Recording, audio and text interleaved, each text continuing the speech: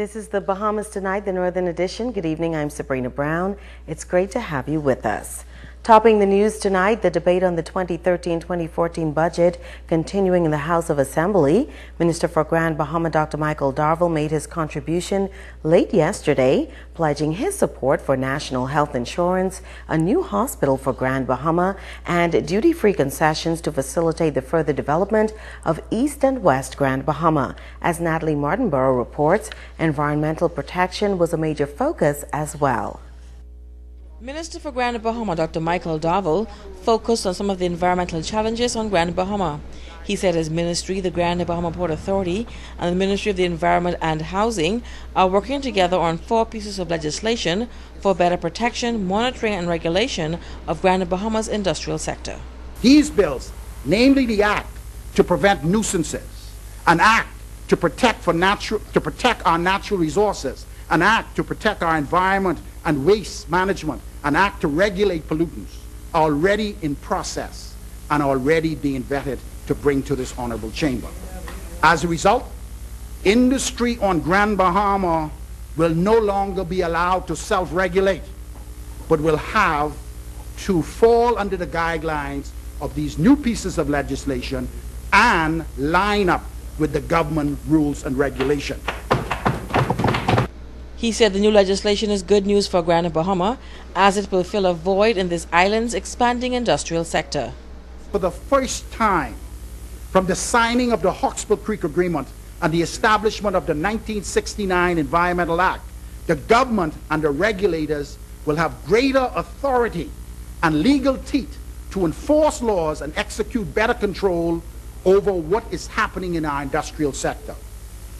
Like every bill that is passed in this honorable place, funding is necessary to ensure that training and manpower resources are on the ground in Grand Bahama to enforce these environmental laws.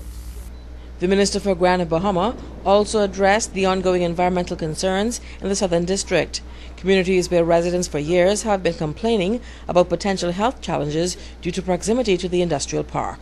I am happy to report that we are making strides in fulfilling our mandate of the proposed relocation of the residents of Lewis Yard and Pindus Point as promised in our Charter of Governance. The first phase has been completed with the movement and the movement of the children from Lewis Yard Primary School. The second phase, which is the hydro, geology, and pollution studies to determine the environmental impact of the proximity of the industrial park, will begin shortly, and the funding for these independent studies are indicated and outlined in my budget in Head 74. The funding is there. Natalie Martinborough, ZNS Network News.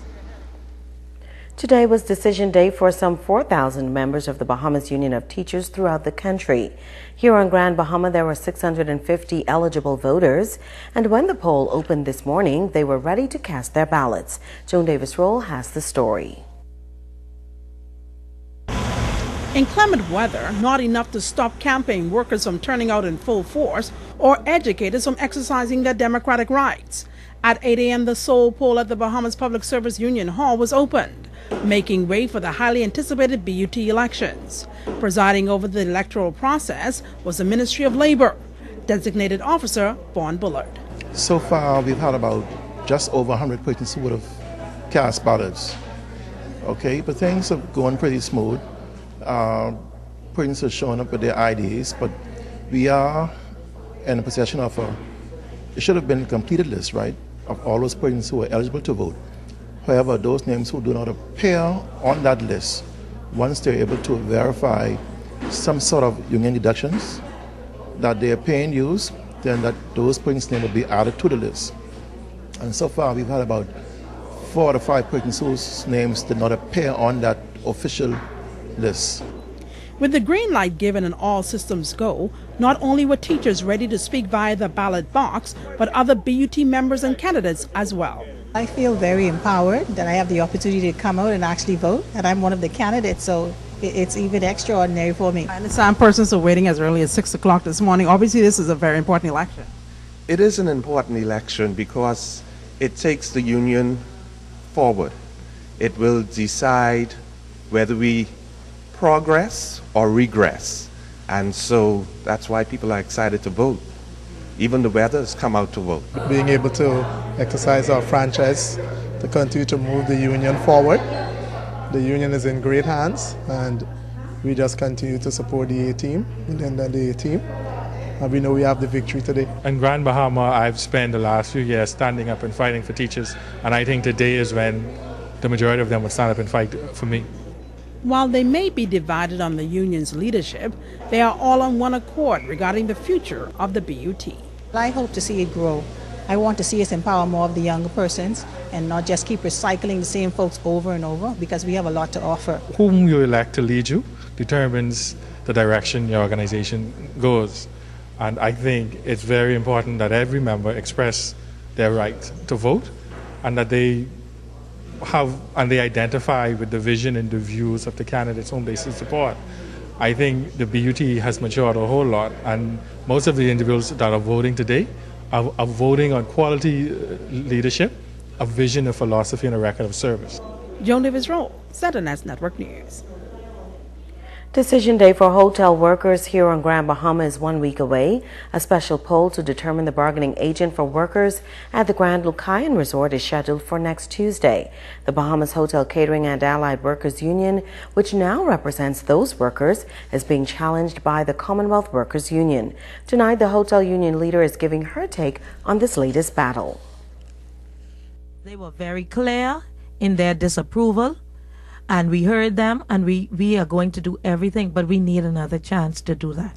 So while President of the Hotel Workers Union, Nicole Martin, is appealing to Grand Lucayan workers to give her administration another chance, she's also taking issue with the way the special poll to determine the bargaining agent for those workers came about. If you would remember, we did this back in 2011, where we were determined for the second time to be the recognized body for those workers.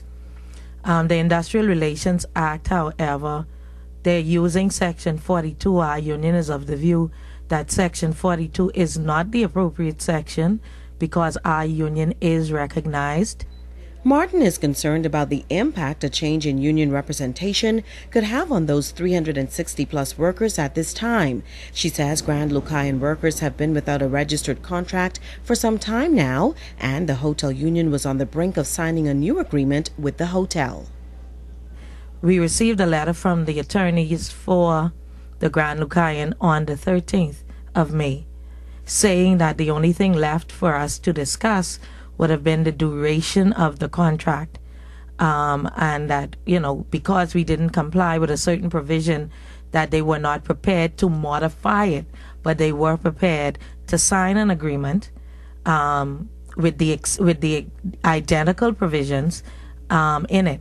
But she says when the hotel learned of the special poll, they informed the union that they will not continue negotiations with them.